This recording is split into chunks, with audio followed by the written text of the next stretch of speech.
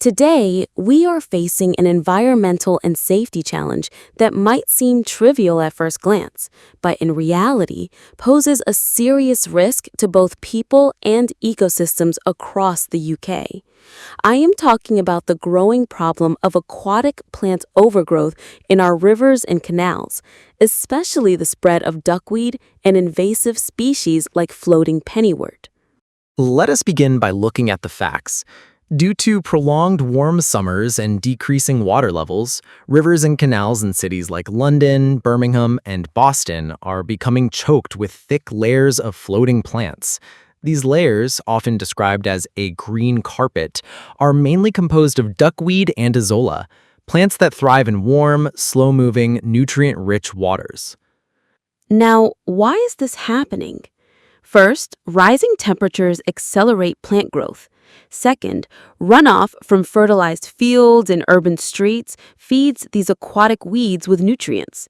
Third, climate change is creating ideal conditions, hotter summers and heavier rainfall carrying pollutants directly into our waterways. The result?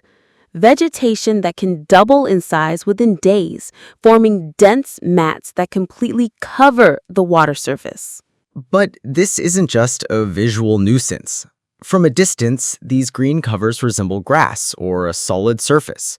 People, including tourists and locals alike, have mistaken them for firm ground and stepped onto them, only to fall into deep, often hazardous waters beneath. What could seem like a harmless mistake becomes a serious safety hazard. Beyond the immediate risk of accidents, there is a broader environmental concern. These invasive plants block sunlight, reduce oxygen levels in the water, and threaten fish and aquatic wildlife.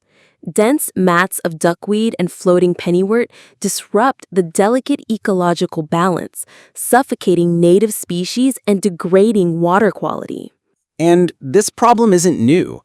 The Canal and River Trust reports spending tens of thousands of pounds annually on mechanical removal, large boats working several days a week just to keep waterways navigable.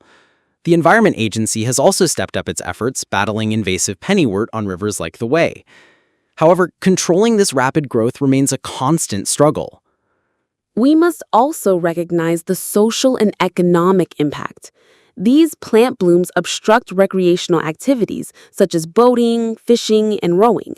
They clog drainage systems and damage infrastructure.